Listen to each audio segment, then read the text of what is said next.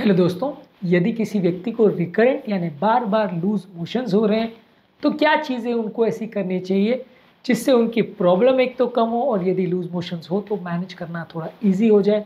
आज इस पर बात करेंगे, यानी tips for patients having recurrent diarrhoea और लूज मोशन।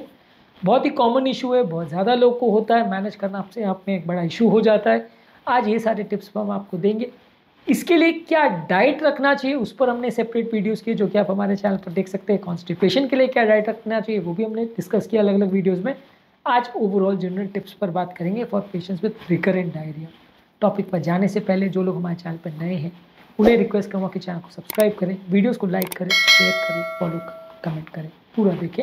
आज का टॉपिक बहुत इंपॉर्टेंट है, इसलिए इसे एंड तक देखिएगा। हर एक टिप में इंपॉर्टेंट मैसेज होगा, एंड तक देखिएगा। चलिए शुरू करते हैं important video.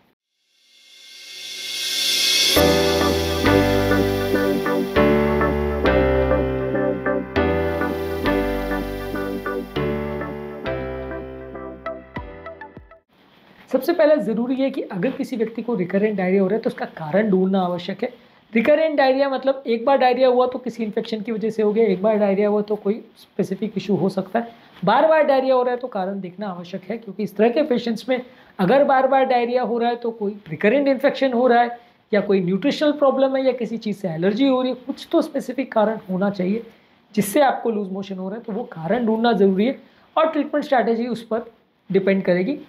Causes of recurrent diarrhoea पर हमने एक सेपरेट वीडियो किया है। इसके अलावा ज़रूरी है कि आपको परसिस्टेंटली पानी ज़्यादा मात्रा में लेते रहना चाहिए, क्योंकि लूज मोशन में सबसे बड़ा प्रॉब्लम ये होता है कि शरीर डिहाइड्रेट हो जाता है। पानी लीजिए, इलेक्ट्रोलाइट सोल्यूशन लीजिए, क्लियर ब्रॉथ लीजिए, हर्बल चाय लीजिए या ORS सोल्यूशंस लीजिए, जो भी लीजिए, लेकिन आपका शरीर का पानी की कमी नहीं होनी चाहिए। अगर किसी को रिकरेंट डायरिया हो रहा है तो वो सबसे बड़ा प्रॉब्लम उसके लिए किडनी फेलियर होता है। जब भी डायरिया की वजह से पानी कम हो जाता है, खासकर लूज मोशन अगर बहुत ज़्यादा या बार बार हो रहे हैं, तो जितने ज़्यादा बार लूज मोशन होंगे उतना मोशन के साथ पानी जाता जाएगा, जितना ज़्यादा पानी जाएगा उतना शरीर में पानी की कमी होती जाएगी। तो इसलिए आपको ये समझने की आवश्यकता है कि आपको पर्याप्त मात्रा में पानी लेने की आवश्यकता है यदि आपको लूज मोशन है, और खासकर बार बार हो रहे हैं। एक ही दिन में अगर बार बार हो रहे हैं तो भी, और अगर कुछ दिन रुक रुक के हो रहे हैं तो भी पानी की इंटेक को मेंटेन रखिए। इसके अलावा आपका खाना बने जितना सीधा सादा सिंपल खाना होना चाहिए, डाइजेस्टिबल खाना होना चाहिए। केले ज़्यादा खा सकते हैं, राइस, एप्पल सॉस या टोस्ट। इसको ब्रेड डाइट बोलते हैं, वेस्टर्न कंट्रीज में बहुत ज़्यादा रिकमेंडेड है ये डायरिया के लिए है। ये सिंपल सादा खाना खाइए। अगर कोई चीज़ से स्पेसिफिक आपको एलर्जी हो रही है जिसकी वजह से बार बार लूज मोशन हो रहे हैं, जैसे किसी को लैक्टोज इंटॉलरेंस होता है तो डायरिया हो सकता है, किसी दवाई की वजह से हो सकता है, वो सारी चीज़ों को ढूंढने का प्रयास करिए और यदि ऐसा कुछ हो रहा है तो उसको अवॉइड करिए। इसके अलावा लो फॉडमैप डाइट लीजिए, यानी कि फॉडमैप डाइट का ऐसी चीज़ें जो बॉडी को डाइजेस्ट करने में दिक्कत आती है। ये ऐसी चीज़ें जो इरिटेबल बाउल सिंड्रोम या जिन लोगों को भी पेट के बार बार प्रॉब्लम होते हैं, पेट दर्द वगैरह का प्रॉब्लम होता है, उनको अवॉइड करना चाहिए। इस पर भी हमने एक सेपरेट वीडियो किया जो कि आप हमारे चैनल पर देख सकते हैं। इसके अलावा कोई भी अगर ट्रिगर करने वाले फूड है, जैसे तीखा खाना, तेल वाला खाना, अलग से दूध लेना ऑब्वियसली, या बहुत ज़्यादा कैफीन या आर्टिफिशियल स्वीटनर्स, ये वो खाद्य पदार्थ है जिसकी वजह से रिकरेंट आपको डायरिया हो सकता है, तो इसको अवॉइड करिए। तीखा खाना, तेल वाला खाना, दूध, कैफीन और आर्टिफिशियल स्वीटनर्स, इन सब चीज़ों को अवॉइड करिए। इसके अलावा आप ओवर द काउंटर मेडिकेशन ले सकते हैं। कई बार कुछ लोप्रोमाइड जैसे मेडिसिन है जो आपको ओवरऑल गट की मोटिलिटी को कम करते हैं। इसके अलावा पेट का जो नॉर्मल बैक्टीरियल फ्लोरा को रिस्टोर करने के लिए लैक्टोबैसिलस के सैशे आते हैं, ये सारी चीज़ें आप ले सकते हैं। ये मेडिसिन इजीली अवेलेबल है, ज़्यादातर ओवर द काउंटर किसी भी दुकान पे आप जाओगे मोशन की दवा दे दो तो दे देता है, आप इसको ले सकते हैं या डॉक्टर से प्रिस्क्रिप्शन करवा के इनको ले सकते हैं। ये सारी मेडिसिन को आप ले सकते हैं, पर इसमें ये कैच है कि अलग अलग कारणों में ये चीज़ें कभी वर्क करेगी, कभी नहीं करेगी। ओवर द काउंटर मेडिकेशंस लेना एक आध बार के लिए ठीक है, पर बार बार हो रहा है तो डेफिनेटली डॉक्टर को दिखाना चाहिए। इसके अलावा पेट के नॉर्मल बैक्टीरिया को रिस्टोर करने के लिए थोड़ा सा प्रोबायोटिक बैक्टीरिया के जो सैशे या टैबलेट्स या इस तरह के जो लैक्टोबैसिलस के टैबलेट्स आते हैं उनको ज़्यादा मात्रा में लीजिए, तो उससे पेट का नॉर्मल बैक्टीरिया रिस्टोर होगा।